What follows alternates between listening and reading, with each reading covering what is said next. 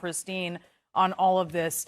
Christine, I think let's talk a little bit about the mindset that people need to have when you're looking at investing and you're looking at savings, because I wonder if it's time for a little bit of a vibe shift on these things. I think that's a really great place to start, because for years we have rewarded in this economy borrowing money, not saving it. And that's going to change here. If you have debt, your debt is going to be more expensive.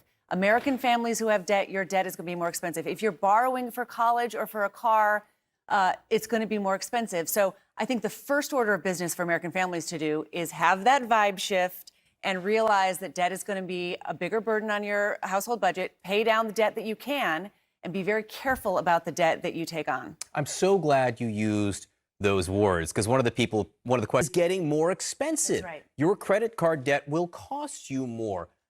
What you are paying for a mortgage is more today than it would have been 2 months ago, 3 months ago. Right. I mean, I think if you're in the business, I want to point out a few comments. So Thad Wong at Properties tells This adjustment.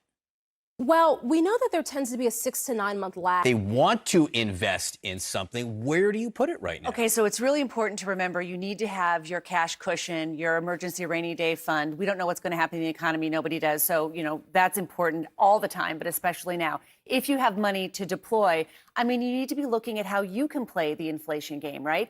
Inflation bonds, I-bonds. You can go to treasurydirect.gov and you can you're earning 9.5% interest on it. A lot of people are doing this right now. It's not liquid right away. You got to be able to put the money away for a little bit, but that's a way to play the inflation game. Also, making sure you're not in these high growth, very heavily tech-oriented funds. You need to be looking at places. I mean, there are a lot of people I talk to are recommending that you buy energy stocks and energy ETFs, because that's where a lot of the money is. So make sure that you're using your money to play at least part of the other side of that inflation game and to make some money from it. But I think the most important thing here is inertia sometimes is the best financial plan, right? Just by the time you bail out of the stock market, I swear to you, you've made the mistake. You've got to keep invest by buying when the market is low. So college savings plans. Impossible to time the market, even for people who do this day in. Thank you both very much.